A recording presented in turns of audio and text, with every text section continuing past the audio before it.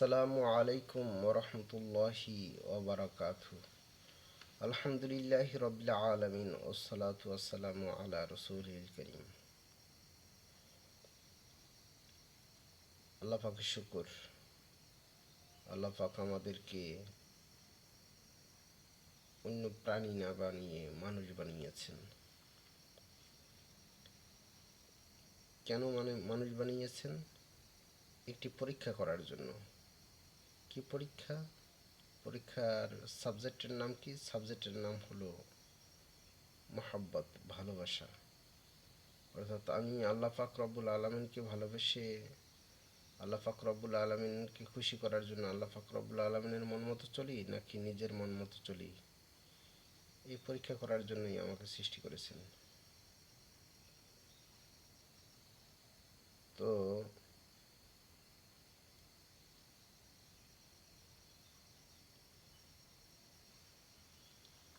পরীক্ষা দিতে হলে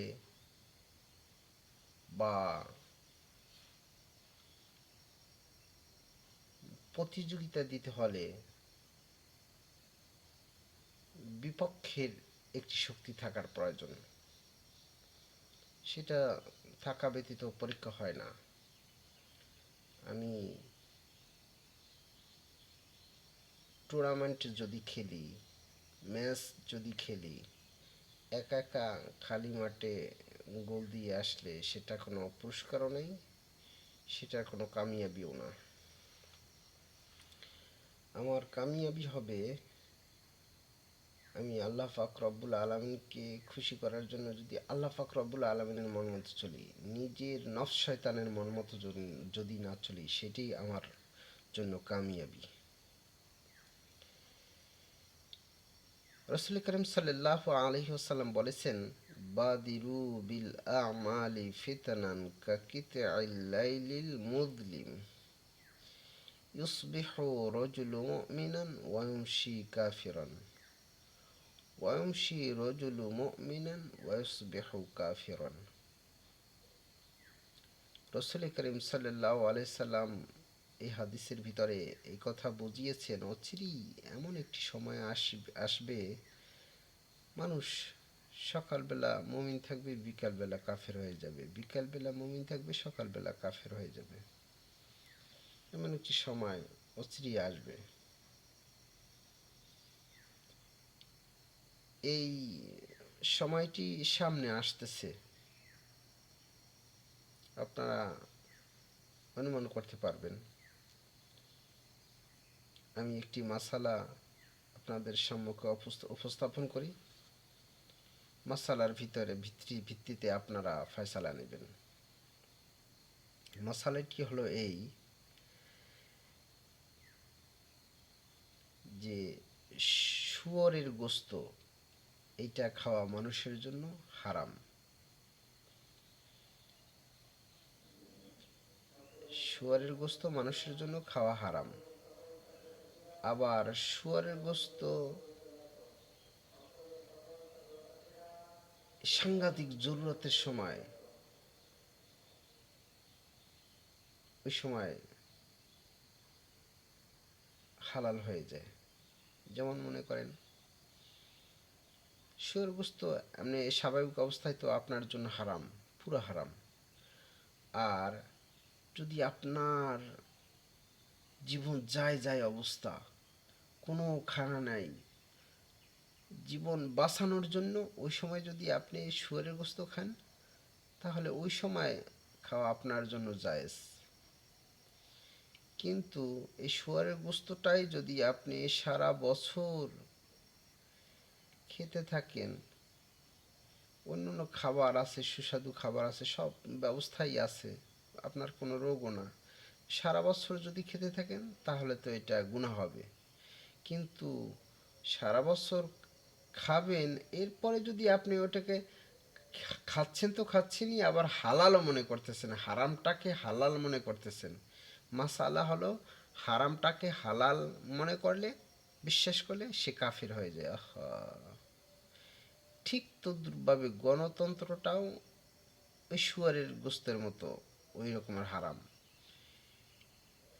সাংঘাতিক জরুরতের কারণে জীবন বাঁচানোর সময় ওইটা হালাল হয়ে যায়, কিন্তু সুন্নাত না, ইসলামে ফরজও না, ওয়াজিবও না, সুন্নাতও না, মুস্তাহাবও না, বরং সেটা জায়েজ হয় সাংঘাতিক জরুরতের সময়। সেই মশালাটাই আপনাদের সম্মুখে বলি। সেটা হচ্ছে, পৃথিবীতে কোনো দিন কখনো গণতন্ত্রের মাধ্যমে ইসলামী হুকুমত প্রতিষ্ঠিত হয়নি, হয় না, হচ্ছে না, হবে না। পৃথিবীর সৃষ্টি থেকে শুরু করে আজ পর্যন্ত কোথাও কখনো কোনো দিন গণতন্ত্রের মাধ্যমে, হারাম গণতন্ত্র, এই কুফরি গণতন্ত্রের মাধ্যমে ইসলামী হুকুমত প্রতিষ্ঠা হয়নি, হয় না, হবে না।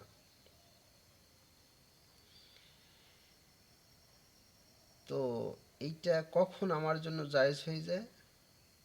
যখন ইসলামের জীবন বাঁচানোর জন্য, মানুষের ঈমান বাঁচানোর জন্য আর কোনো উপায় থাকে না, তখন এই ব্যবস্থাটা হালাল হয়ে যায়। যেমন মনে করেন, এটার মাধ্যমে তো ইসলামী হুকুমত প্রতিষ্ঠিত হবে না, কিন্তু ইসলামী হুকুমত প্রতিষ্ঠিত হবে কিসের মাধ্যমে? জিহাদের মাধ্যমে। কিন্তু জিহাদের মাধ্যমে আর গণবিপ্লবের মাধ্যমে হইতে পারে, আর জিহাদের মাধ্যমে। কিন্তু জিহাদ তো বাংলাদেশে করা জায়েজ নেই। কেন? জিহাদের জন্য অনেকগুলা শর্তের ভিতরে একটি শর্ত হইল নিরাপদ আশ্রয়স্থল থাকিতে হবে। কারণ আপনি তো 24 ঘন্টা যুদ্ধ করতে পারবেন না। আপনার থাকতে হইবে, খাইতে হইবে, ঘুমাইতে হবে, নামাজ পড়তে হবে, হ্যাঁ, সব কিছু করতে হবে। তারপরে আপনার যদি নিরাপদ একটা আশ্রয়স্থল পান, তখন আপনি জিহাদ করবেন। যেমন রসুল করিম সাল্লাহ সাল্লাম 13 বছর পর্যন্ত কোনো জিহাদ করে নাই মক্কায় বসে। মদিনায় যখন সুন্দর আশ্রয়স্থল মিলছে, আল্লাপাক মিলিয়ে দিয়েছেন, এরপরে আল্লাপাক জিহাদের হুকুম দিয়েছেন। ঠিক তো বাংলাদেশের জন্য নিরাপদ আশ্রয়স্থল নেই। আপনি যদি এখন জিহাদের কথা বলেন, এখন এখন বললেও আপনার 20 মিনিট পরে আপনার পুলিশে এসে আপনার ধরে নিয়ে যাবে। আপনি জিহাদ করবেন কিভাবে? এই এখন কি অবস্থা, কি করা যায় তাইলে?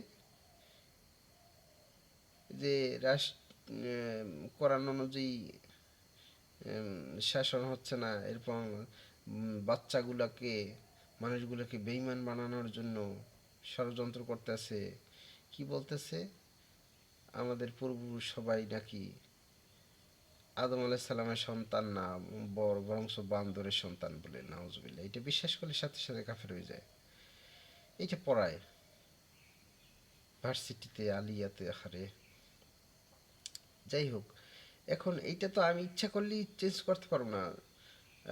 ক্ষমতায় যে বা কোনো দলের সাথে সংযুক্ত হয়ে তাকে সুপরামর্শ দিয়ে এটা ব্যবস্থা করতে পারবো। এখন কি করা যায়? এখন এই গণতন্ত্র মানে জনগণের তন্ত্র, জনগণের মন্ত্র, জনগণের এই নীতি, এটাকে গণতন্ত্র বলে। হ্যাঁ, কিন্তু এই ভোটাভুটির যে সিস্টেমটা, এইটা এইটা করা জায়েজ আর কি। কিন্তু গণতন্ত্র যে নীতিটা, ওইটা হারাম। হ্যাঁ, গণতন্ত্রের যে নীতিটা, ওইটা হারাম। কিন্তু এই ভোটাভুটির যে সিস্টেমটা, ওইটা আম ইসলামের সিস্টেম হইছে আম পাবলিকদের ভোট না নেওয়া, বরঞ্চ বিজ্ঞ বিজ্ঞ আল্লাহর ওলি, বিজ্ঞ বিজ্ঞ আলেমদের ভোট নেওয়া। এতটুকু ইসলামে সাপোর্ট করে। খেলাফত কায়েমও হয় এইভাবে। আল্লাহ। এখন কি করা যায়? গণতন্ত্রের মাধ্যমে ইসলামকে যতটুকু সম্ভব পারা যায় এগিয়ে নিয়ে যাওয়া। আর যদি এগিয়ে নিয়ে যেতে যদি সবাই মনে গণতন্ত্রকে হালাল মনে করে, তাহলে তো ইমান থাকবে না, কাফের হয়ে যাবে। ইসলামী হুকুমতের সিস্টেম হয়েছে পুরো পৃথিবীতে মনে করেন শীর্ষস্থানীয় 100 আলেম, যত বড় বড় 100 আলেম নিয়ে গেলেন, নিয়ে তারা পরামর্শ করলেন ফায়সালা দেনেওয়ালা কে হইতে পারে, কে বাদশাহ হবে, এইটা ফয়সালা দেবেন কে। পরামর্শ করলো, পরামর্শ দিয়ে সবাই রায় দিল, অধিকাংশ লোকের রায় দিলে এই লোকে ফয়সালা দেবেন। এখন কে ফয়সালা দেবে সে নিজেও জানে না আমি ফয়সালা দেব, এখন তাকে নির্ধারণই করা হয়নি। তো সবাই পরামর্শ করে একজনকে ফয়সালা দিনেওয়ালা বানাইলো। বানানোর পরে সে আবার সবার খেয়াল নিয়ে যে ভোট বেশি পাইবে বা নিজেদের যারাকে ভালো মনে করবে সে ওই একজন আমিরকে সে আমিরকে আমির বানাইলো আর কি, বাদশা বানাইলো, যে তোমার দায়িত্ব দিলাম। এই যে বাদশা হবে সে নিজেও জানে না যেন আমি 1 মিনিট পরে 2 মিনিট পরে বাদশা হয়ে যাব। হুম। আল্লাহ। আর যেহেতু রাজনীতি রাজনীতি করে বা বাদশা হয় পেট পালার জন্য না, এই জন্য কেউ বরংস বিশাল বোঝা এসে পড়ে। হ্যাঁ, এই মাথায় বিশাল বোঝা এসে পড়ে, কারণ উম, বিশাল বোঝা এসে পড়ার কারণেই কেউ রাজা হতে চায় না, যারা তাকুয়াবান আল্লাহওয়ালা, তারা বাদশাহ হতে চায় না। তারা ইসলামী হুকুমত চায় কিন্তু বাদশা চায় না। ইসলামী আদর্শটা কায়েম হোক এটা চায়, কিন্তু নিজে বাদশা হই নিজের দ্বারা হোক এটা চায় না। নিজের দ্বারা মানে নিজে বাদশাহ হইয়া করুক এটা চায় না, অন্য বাদশাহ হইয়া করুক এটা ইসলামে এটা চায়। যেমন সাহাবা একরামরা এটি এরকমই করছেন। আল্লাহ। তো আম, কারণ কি এটা হলে সমস্যা হয় এই যে